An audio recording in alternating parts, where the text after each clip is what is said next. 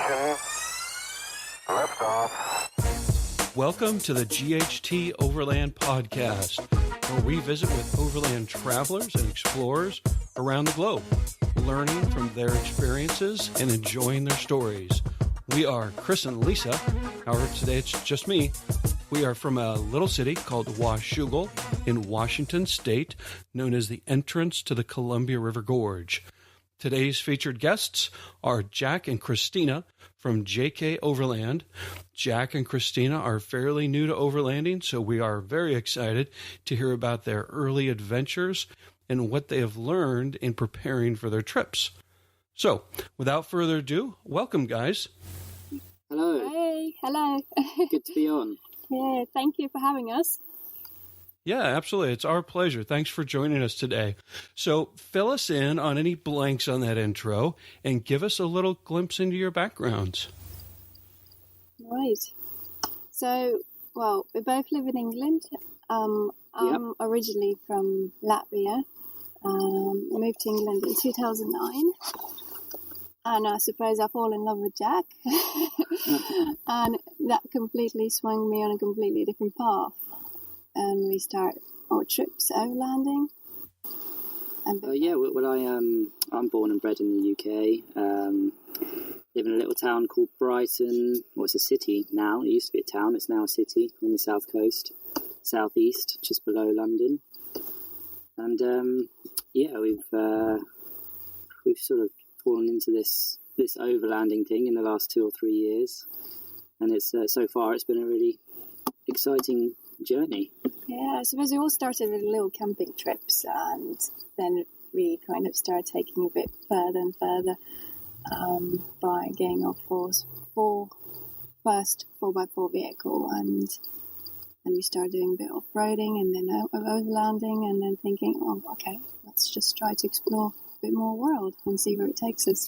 So here we are at the moment in Portugal, and we don't know where we're going to go next. So currently we're talking to you. You're in Portugal, is that right? We are. Yep.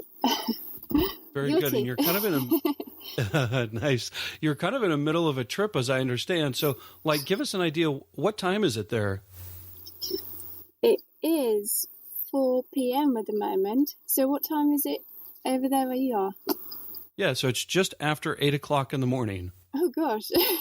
Okay. Yeah, well, funnily enough, it's we're on the same time as the UK here, so it's okay. like being at home time-wise. Yeah, it's a bit strange. But yes, we are on a trip at the moment. We currently on 2 months trip. We are almost halfway. Yeah, we left just before New Year's, so we arrived just in time to spend New Year's in Galicia, in northern Spain. So we spent some time up there in the north, and we slowly worked our way south, mainly along the coast. Mainly, yes. Now we're about halfway down the west coast of Portugal. Yeah. So the destination probably will be our goal. Yeah. Now, as we learned in your intro, you guys are somewhat new to overlanding. Are you doing this full time now, or it sounds like maybe just a few months at a time? I think the end goal, clearly, for both of us now is to be able to do this full time. At the moment, it is part time. We both have jobs back home, or we're self-employed, and we have been, saving up in between trips, and basically saving for the trips, and that's we come back and then we have to work again and then plan the next trip. Yeah. Although, to be honest, normally we are planning the next trip whilst we're already on a trip. It always happens. It does always happen. And so things are already being spoken about where to next, and it's very, very exciting, all this. Oh, we always, when we are on the trip, we always make a list of things, next modifications and add-ons, because once you're doing it, there's always something goes wrong. It's never going to be everything perfect, or you have these inspirations. Oh, shall we do this or shall we do that? Always something to improve. There's always something to improve to make your life easier. That's for sure. Okay, good. And when did you first start overlanding? I think you touched on it a little bit, but like when did that first camping trip spur this whole thing? Well, camping really. We started 4 years ago. We started really the camping, but the actual overlanding, I think that was 2-3 years. Camping trips and long weekends and things taken in the vehicle. You know, you take all the gear and we would go off to places such as Wales, and we got up to, we went to Scotland, Cumbria, Northumberland, even Scotland. And we would just love being out there in nature, and we would always choose, you know, the quietest, remotest sort of camp spots we could find, and really enjoy spending time outside in nature. I think the wilderness is definitely calling, and that is our main calling, isn't it? it is. I mean, I grew up, I would say, on a farm, so my background goes where I would have farm animals and, you know, growing crops and just easy, chilled life, not city life. We both grew up in the countryside but ended up in the city. I don't know how that happened. Yeah, no idea. So I think that explains why we try to escape as much as possible. Yeah. We also fell in love with this method of travel, you know, this self-sufficient vehicle, and where it can take you and how easily it can take you there, and it's just fantastic. Yeah, I think it has been a massive step up for us. Okay. Yeah, great. So tell us about your current vehicle, and if you travel, I don't think you do, but clarify if you do you travel with any other like trailer or motorcycle in tow? No, we just have the vehicle, which is a 1996 Mitsubishi Shogun. It's a 2.8 turbo diesel, just like a station wagon style. I don't know if you have. I think you do have them in the US, but maybe they're named slightly differently. They're named differently everywhere. It could be the Pajero, or it could be Montero. There's many different names. And this vehicle we've had for just over a year, actually. Well, it'll be 2 years in August. Yep. So, and this is probably the most reliable, I would say. Reliable and most kitted out vehicle we've done so far. And we've just taken on a big project before we came out here to convert it into a camper. Or a micro camper, you might call it. Well, yes, there was a bit of a pressure, I would say. Jack, literally about a month before our ferry, he came up with this idea of, shall we convert our Don, we call our car Don, it has a name, shall we convert it into a camper? And I thought, really? Okay, I think that's a great idea. And we had a friend who's a carpenter, and he helped us to gave us a hand, so he helped us to do this conversion, and that made all the difference, didn't it? Yeah, it did. So I can't imagine anyway. Yeah, it's basically we've built, so there's down one side you have the kitchen with like a sink and a two burner hob that runs on a camping gas, a small camping gas bottle, which has its own storage underneath. And there's cupboards below that where we store food pieces and other things. Water. And, the water. There's a freshwater tank which goes to the tap, and there's a wastewater one which comes from the sink. And there's also a fridge just next to that, and then it's separated by a walkway in the middle. And you have a slide out bed, which is. It's a couch, and then it slides out into a small double bed, which is enough. Yeah. It's all cozy and comfortable, and does the job. So we have more plans already. And is that your first overland vehicle, or did you start with something different? We've had a few vehicles. Back when we were talking a minute ago, about 4 years ago, we started with you'll know this one, a Jeep Cherokee XJ. They are boxy Jeep Cherokee, which we loved. And it was so sad to let that one go. Yeah. that got us into, we did a bit of off-roading in that, and Yes, that's where it all started in that car. exactly. I think because it was off-roading, I thought, oh, well, it's quite exciting. Let's go off-roading. And then, camping is fun. Actually, I really like doing that. Oh, how about overlanding? I'm thinking... Yeah, the combination created interest in overlanding. Yes, and then we just did more trips and weekend trips, then took a week at a time, 2 weeks, a month. And following that, we had an Isuzu Trooper. Oh, yes. We had that for a couple of years, which that was probably where we started doing bigger trips, and it was called overlanding.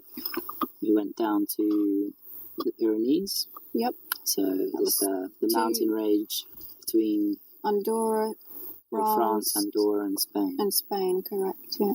And that was a fantastic trip. It was coast to coast from one side, starting in France, all the way across and ending in the Atlantic coast, all the way across to the Mediterranean Sea on the Spanish side. That's amazing. There's quite a lot of off-road routes as well. There's this amazing route called Smuggler's Route. That was entering into Andorra, and it's amazing. So obviously there's history back there. So obviously smugglers used to use that route. Never going to forget that. It's amazing. Yeah, sounds good. What is that one thing you value the most, either on or in your vehicle, that you have learned over these different trips that you just would not take a trip without? Okay. Well, for me, I think for both of us, that's a bit sentimental value, but that is our cafetiere or coffee. Definitely. It's like a little cafetiere, so it's an espresso mini machine. We wouldn't go without our morning coffee at all. Well, we wouldn't get very far. No, we wouldn't get very far. Go wake up. And that's like an espresso machine? Tell me about that. And it's just do you know, like a cafetiere, like Italian style? You put it onto a hob or a gas burner, and it heats the hot water in the base, which then forces it through a little section which has the ground coffee in. Yeah. And then it comes up a spout in the middle and comes over the top and fills the finished product, basically. Yeah. Okay. And so you wouldn't, we really love that. We'll be upset That's fantastic. if we forget that. Awesome. Yeah, that's number one. I believe you were expecting some gear answer. No, I like the different answers. So that's fantastic, because I'm a coffee person too, and I can totally relate to that. If I didn't have that coffee in the morning, just like Jack said, we wouldn't get very far. Exactly. Yeah, exactly. It's a necessity. Well, we do love tea, but coffee is something. Yeah, being from England, we do like a good cup of tea as well. Yeah, I had to learn to like tea as well. That's very good. So anything you guys originally packed with you on some of those first trips that you found that were just totally not necessary and you no longer take with you? That's the tricky one, because it's been a sort of gradual process building up to these trips bigger and bigger. I think we've kind of got used to quite quickly what we need and what we didn't need from those earlier, weekend camping trips and things. I think we've been reducing the amount of stuff over. Definitely reduced. I would say we're quite light packers. we as I said, we have everything we need within this fairly small vehicle, either inside or on the roof rack, and that's it, isn't it? Yeah, and it works very well. We've been thinking about it. We thought, is there anything we don't need, or is there anything we have forgotten? And we used to. It just seems very good. We used to have a few extra things. So we used to have a Kelly kettle, which is fantastic. It's basically so it burns on either dry twigs or pine cones, and it boils the kettle that sits above that base, which is fantastic. But when you've got to really look after what space you have, then sometimes you have to kick a few things out. Yeah, I suppose that's one of the things we kicked out. And the barbecue. And a Barbie. But whether we will take those again in the future, I don't know. Well, we replaced Barbie with our log burner. Yeah. Which we use as a seat, actually. So it's only Jack who can sit there. We bought a log burning a camping stove. We've used it once so far on this trip, and we've been here a month. But we hope to use it some more. Yeah. And what was it you replaced with the Barbie? With well, I would say we replaced Barbie with the log burner, so you can you can barbecue. cook. You can cook over it in a pan. It's like a little portable log burner, so you can cook on it. And so, tell us a little bit more about your kitchen. What does your average meal setup consist of or look like? Oh, well, we pretty much eat, or I cook the same meals that we have back at home, so it hasn't really affected, let's say, our diet being here on a trip, because you have everything you need. You've got sink and hob, but the meals would be same, like vegetables with rice or pasta, make like risottos. And that's a good one, then. That's one of my favourites. That's Jack's favourite, and Jack's very good at cooking some Italian or Mexican meals, like spaghetti bolognese or enchiladas, fajitas. Yeah, I love all that kind of cooking. Yeah, keep it quite simple, but still so would cook no sacrifices really.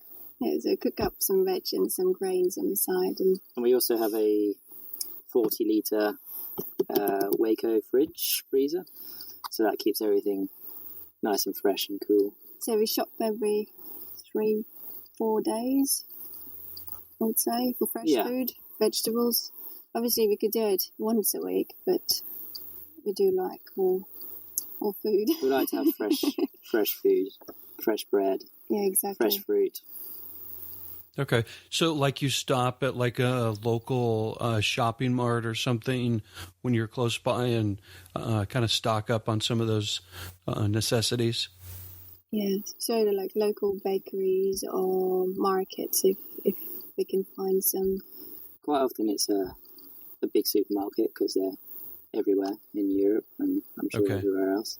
Yeah. But we will also stop at the local bakeries and things to pick up some fresh things, or even the market now and then. Yeah. But mostly through supermarkets. Indeed. Yep. What's a favorite recipe you guys like to cook on the road? Let me think. Well, chicken and chorizo risotto. That's Jack's, definitely, yes, that's his favourite. But Christina cooks that one. Yeah, chicken chorizo risotto. I'll say that would Go through the recipe. That would be your winner. Well, the recipe would be like tin of chopped tomatoes. We usually stock up on those. Red peppers, yellow peppers, risotto rice, chicken stock, chorizo, obviously chicken, and what else? I think that's about it. So if you fancy some spinach, you can whack that in as well. So, it is delicious. Yeah, it's quite easy meal to make. And for me, fajitas. Okay, awesome.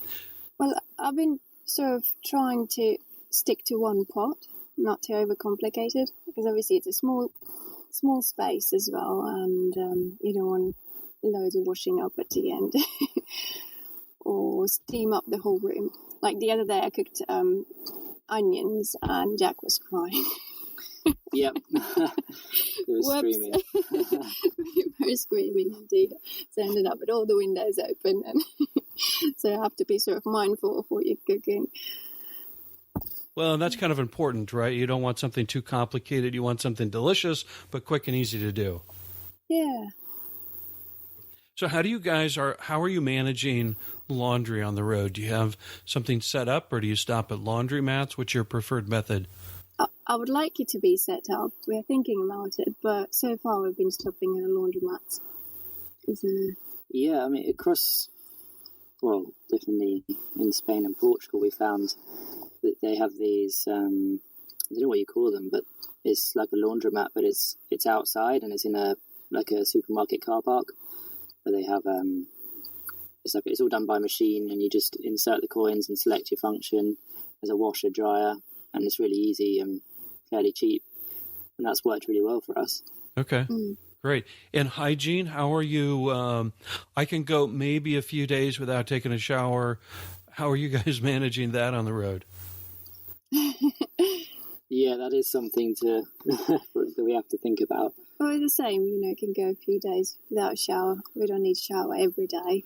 No. So every now and then we stop at the campsites and we try to look out for some local campsites, like government-based, which are very cheap and cheerful, and it has more than enough what we need. Hot showers, that's it. That ticks all the boxes. In some countries in Europe, they have like council-run campsites, which are normally nice and clean, and they have all the facilities you could need. So we'll stop there maybe in 4 or 5 days at the max. Oh yeah, I didn't realise there's restriction on days. If it's a warmer time of the year, it's winter here, as it is where you are now, and so we need to do that. But otherwise, in the summer, we would, if there's a nice river or lake, sometimes that suffices, and we're happy to do that. So okay, yeah, that's always nice in the summer. Not so nice in the winter. No, I don't fancy jumping in a river now. We had a dip in thermal pools. Oh yeah. On the Portuguese border, there's this currently geothermal line, and we had a couple of days in thermal pools, and that was very lovely. Yeah, it was hotter than the bath you'd have at home. Exactly. Outside temperature was 4 degrees, so that's Celsius, and the water temperature, I have no idea, but it was too hot, because once we got out, we felt a bit dizzy, so I thought, wow. Beautiful location up in the mountains. Yeah. Oh, wow, okay. Even though the weather was bad. Yeah, it was raining. It was absolutely beautiful. And we were in a hot bath up in the mountains. Yeah, that must have been nice. But that's all the experiences you sort of collect, along your journey. And, all adds up. It doesn't matter. Yeah. So with those experiences, tell us about your current top 2 or 3 destinations, along with a little detail on why you enjoyed them so much. Okay. Firstly, I'd have to say Wales, which is really close to home for us. Yeah. Where we started all this, doing the camping trips and more trips, slightly longer each time. We love it up there because it's so wild and rugged. You got the mountains, you got the coastline, and it's just it's stunning landscapes, very open, and you find beautiful places to camp. It's beautiful at any time of the year. Summer, winter. Yeah, go in the winter and be snowing, or it never gets that hot there, does it? But no, you don't mind because it's so. It's amazing. As they say, it's always raining in Wales, but Wales is not for sissies. So, and there's but it's beautiful. Amazing off-road tracks. Oh God, which you can do all over the place. I love it. Some of the tracks would just take you to such amazing destinations, and it's good when you have a vehicle which gives you the option to do it. So otherwise, in a regular car, you wouldn't really go too far. Secondly, what would we say? Pyrenees? Pyrenees, yep. Pyrenees, we loved that trip. It was only a 2-week trip that time, but what I was saying before, it's coast to coast, from the Atlantic coast to the Mediterranean coast on the other side, through France, Spain and Andorra. Yeah. It's just amazing, spectacular. I mean, also the scenery kept changing. I remember, both of us doing photography, and my camera just didn't leave my lap at all. The mountains, stunning. They keep changing. Suddenly you have these views covered in fields of lavender. Then you drive through where they grow wine, like grapes. On the vines, yeah. Wines, and then you go into very, very wild parts of very rugged, and rivers and streams, and it seems like it's almost hard to take all in at once because the scenery just kept changing all the time. It's beautiful, really beautiful. But our favourite so far has to be Portugal. Yeah. It? I really love, well, also I did Picos de Europa, but that's sort of Spain. Yeah, you did say 3. Yeah, I did say 3. That's quite tricky because there's so many, though. Okay, well, let's say the third one, it would be Portugal. Because we're here, the second time we're here. Portugal is so welcoming, so friendly, and so open. And it's just... We've been here last year for 2 weeks, and it was a very fast-paced trip. We saw ourselves up for a challenge to just drive through very quickly, but now we're here. We had to come back, didn't we? Yeah. And now we're doing it all over again, but much slower, so we can slow-paced. Take things in more detail. Yeah. So is it the beauty of the nature that you're in combined with the people that you've met along the road that make that so special right there? Oh, Chris, I mean, definitely. People here, I have never experienced so much kindness and love from, absolute complete strangers. On, like, just simple gestures. For example, people give us kiwis, homemade jams, homemade ciders. So many gifts. And so many gifts. It's not about the gift, but it's just how people are happy that you're here, and they sort of have this thing of giving you something. And I just love that. It feels, I don't know, strangely it feels home. You don't feel like you're alien or something like that. And it's nice. And yes, the scenery.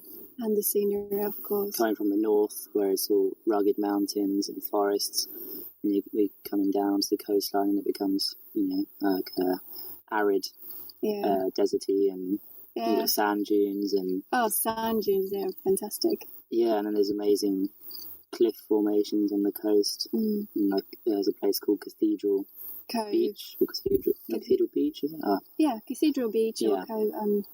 There's these amazing arches and formations in the rock there, which you can only see for an hour at low tide, but it's just... If you stay there for too long, your shoes will get soaked like ours. And I mean, Portugal has a bit of everything. You got like a little corner of paradise there, and just love it here.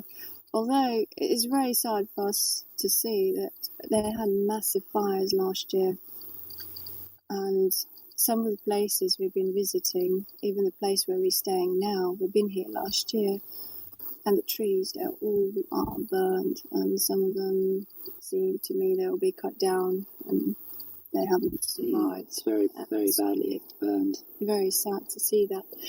So, masses of forests, obviously, are gone. Gotcha. Well, it sounds like a great place. We'll have to put that on the list of places to go visit. Oh, if you go to Europe, definitely. Let's move from that to what a big challenge would be. And what I want you to do is really dig deep and tell us about a challenge, a time where you just didn't know how you were going to get out of that situation, and how it was that you resolved the predicament that you were in. Whoops. I think that was my fault.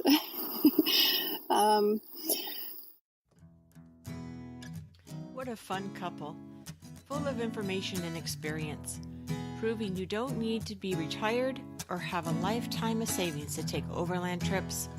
Build an overland truck and get out and do it.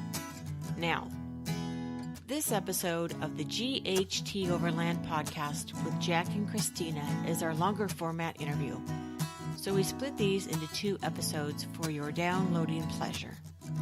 Don't worry, new episodes are released each Thursday. In the next episode, Christina finishes her story of their biggest challenge, overlanding, and how to avoid the same mistake she made. Information you're going to want to learn from. Oh, and quite a story of 4 drunk Portugal surfers the GHT Overland podcast, and Jack and Christina's car being hit. Oh boy. Be sure to visit Jack and Christina at JK Overland on the web and social media, including their YouTube channel. It's a good idea to visit the show notes page on our website at ghteoverland.com. Click on podcast, then select the JK Overland episode. All the details and links in this episode are there for you. Now, before we race off, it would mean the world to us, and I mean the entire globe, if you'd subscribe, rate, and review each episode. Give GHT Overland some love so we can reach as many Overlanders as possible, passing on priceless experience, knowledge, and stories of Overlanders doing good in the world. Thank you, and we will see you next Thursday over on Part 2. What are you waiting for? Go give us some podcast love with a subscribe, rate, and review. Bye.